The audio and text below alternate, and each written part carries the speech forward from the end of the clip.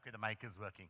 So look, how do I introduce the two of you? So, you know, Madhuri, I could start by talking about all the films you've done and the Filmfare Awards that you've done and all the great awards that you've done. Suffice it to say that on a personal note, everyone has that one favorite star that they've had all their life. For me, you've been that person, so it's great to be sitting here and talking to you. I tried to interview you way back in 1992. Ayodhya intervened. I tried to interview you in 1994. I had to go to Kashmir. So finally, here we are, and I'm getting a chance to interview you, so it's really great to have you here. Finally, at FICCI yes. Frames. Dr. Nene, cardiologist, entrepreneur, some of the things that you're working on in the digital field are really, really interesting and striking. I'm going to talk to you about that, not just Dance with Madhuri, but I'm going to take the occasion to push you a little bit on some of the other plans which are also really, really exciting. So put your hands together one more time to have both of them sitting here with us.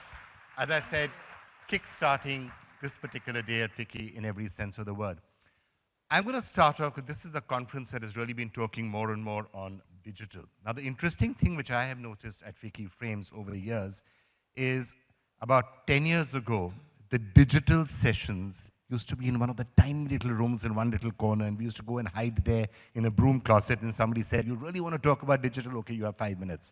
And now, you're here in the main ballroom with Madhuri, Dixit, and Dr. Nene, and you're discussing digital. So it just shows how the world is changing. It's becoming a digital world? Yes, you know, I really believe, and so does Ram, that how we view content is going to change drastically. It has already started. It's not just about the 70 movie parda, like they used to say, and that's where it is. Magic happens everywhere now. Even on your little phone, the iPhone, the smartphones, magic is happening there as well. So it doesn't matter whether it's a 70 it doesn't matter whether it's just a small, in centimeters. The screen is changing, everything is changing. The way we view everything is changing. The way entertainment is being given to people is changing. And I think, and so is education. First it used to be just the classroom or the home tuitions that used to give you education. But today it's, digital. It's there on your computers. It's there on your iPhone. It's there everywhere. And so I think the way entertainment or education or any other field, like even sports, to educate you in sports, even that has changed today, how it is being given to the people.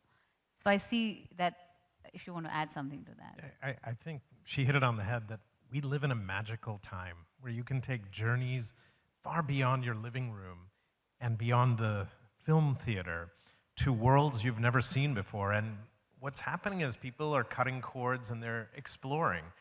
My kids are excellent examples of this in that they find stuff. Anything you ask them, they go to Google and they look it up and they come to us and they tell us. And we didn't have these tools when we were younger, but even beyond that, I think in all of our related industries in media and entertainment, as well as education, medicine, all these other things, I think digital is going to allow us to move much faster. And particularly in India, where we have a habit of leapfrogging, because we generally get technology late, we have an opportunity to educate the masses, to give them entertainment on a different scale, and to bring us as a superpower in the world from India beaming out to the rest of the world. But you know, when we are looking at the new digital world, and I think this is one of the journeys that you have also taken, you've got to visualize it in a completely different manner than anything you were doing before. If you're making a movie, for example, you're planning for a large screen, it's a certain experience, and it's certainly a passive experience. If you're building an app or you're building something for a digital, for a mobile phone, it's totally different. The screen is smaller and it's interactive to a much larger extent. And you have started to make that transition in the apps and the other products that you're building. Yes. You know, before we go on to that, I have to tell you something that today there's so much information that kids have, you know, at their fingertips, like Ram was saying, that it's hard to tell them stories that we've heard. You know, Chand pe, there was a woman living on the Chand, and wo aisa dekhti hai tumhe, raat ko aati hai. You kids are like, Mom, do you know there's no gravity on the moon? Do you know nobody can live there? It's like, okay, I can't even tell you stories anymore. No fairy tales now. Everything has to be facts, and nothing can be really fiction. So that's one of the things that I see. Yeah, try telling kids about Santa Claus. Exactly. Santa who? What are you talking about? Exactly. Everything, you know, is facts and real and there.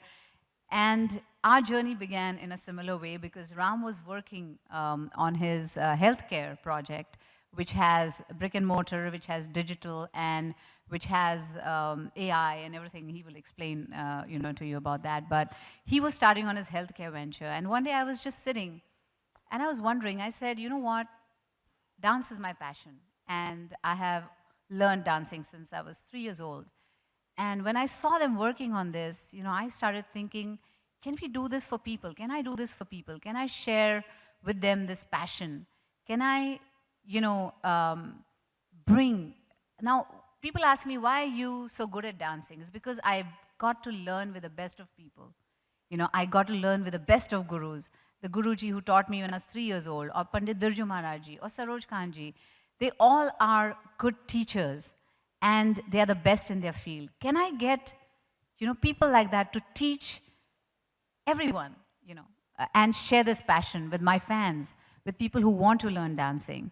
And this was what was going on in my head. And I said, today, this dance you see in films is very commercial. It's, you know, but your roots are always in how you learn and from whom you learn, the accessibility. I got access to them, but not everybody can learn from Haraji or Saroji. And so I went to Ram and I said, you know, is there any way that I can teach people this passion? I can take it to every house so that they can learn. And once they learn, it also gives them skills where they can go out into the world, teach other people, and they can make a living out of it, or they can get jobs, or, you know, stuff like that. And that's how the journey for Dance with Madhuri started, actually. And it's not just people who want to be choreographers or, you know, really work on dance in films. These days, if you go to any shadi, yes, everyone's dancing. They're on stage. They're dancing. It's like a mini Bollywood production sometimes that they're all doing it. So yes, that, I'm sure, is one of your key target audiences. Absolutely. Next time you go to a shadi, don't make a fool of yourself. Learn to dance. Learn to dance with Madhuri. But yes, that was one of the things because, you know, people come for shadis. Nowadays, destination shadis have become the in thing. Somebody's from Mumbai, somebody's from the US, somebody's from the Caribbean, somebody's from somewhere else, and they all get together to that one shadi, that destination. But how do they learn? I mean, if they have to dance together, then they have to learn the same thing, right? Then they'll have to come there early and try, you know, choreographing, learning, everything. But this is all ready-made. You just go on the website, you learn from it, you upload your videos. Our choreographers can, you know, give you hints and how you can improve, and then they can all come together and perform the same thing. Ram, but one of the issues in this, and I'm sure you face this, is there is still a lack of connectivity. I mean, India is changing. Connectivity will come, and hopefully in the next 3 or 4 years, it will be more ubiquitous. Right now, there is a lack of connectivity. Is that one of the reasons why you took the decision to go back, in a sense, from digital to slightly older media? I'm not sure you can call Tata Sky old media, but at least back on the television set, because that's what you did. You took the same product, and you said, I'm going to put it back on Tata Sky now. So it's an excellent question. You have to evolve, and you have to see what the audience needs. And our vision was simple, that everyone should have an opportunity to learn. No matter where you are, no how big you are, how small you are, it should go to the last mile. India is still in its nascency, I would say, in broadband technology. And the cost of content, the cost of gigabytes of data is still too high. And that'll change as Wi-Fi becomes public, as you get 4G penetration everywhere. We will leapfrog that problem. The other problem we were suffering from was there were no good payment gateways. And that's all changed since demonetization and whatnot. But in the process, what we said is to get to the last mile and to enjoy it as it should be enjoyed, our product, and we had almost 150 hours of content, over 1,800 lessons, needed to be everywhere. And so one of the partnerships we brought in was with DTH. And one of our first partners was Tata Sky. And we took it out to 15 million people. Within 3 weeks, we had 100,000 paid subscribers. So this provided a means of monetizing it, but more importantly, provided a low-cost way to take it out. And when you think about it, one dance lesson is 700 rupees. On our platform, for a month of 150 hours, it's 99 rupees. On Tata Sky, it's 59 rupees for a month. And so what we've done is we've really disrupted how you learn. At the same time, we took those same lessons on ground now to 11 schools in India, and we're increasing every single day. And we're taking the same people we trained from the app and from the other environments and giving them jobs. And so this is the ultimate Skill India project where you learn, move, and unite. And at the same time, one other adjunct which we thought was interesting is I put a heart rate band on her. And during her dancercise lessons, in 15 minutes, she had burned almost 400 calories. Her heart rate was sustained 130 to 150. And it's probably a lot more fun getting Madhuri to teach you to dance, burning calories that way rather than being on a treadmill. And that actually became give me your cardiological advice now. Is it actually the same? Don't run on a treadmill, learn to dance instead? No, it's a whole different world. You're using so many muscle groups and actually having fun. And the hardest part is to getting... That's your professional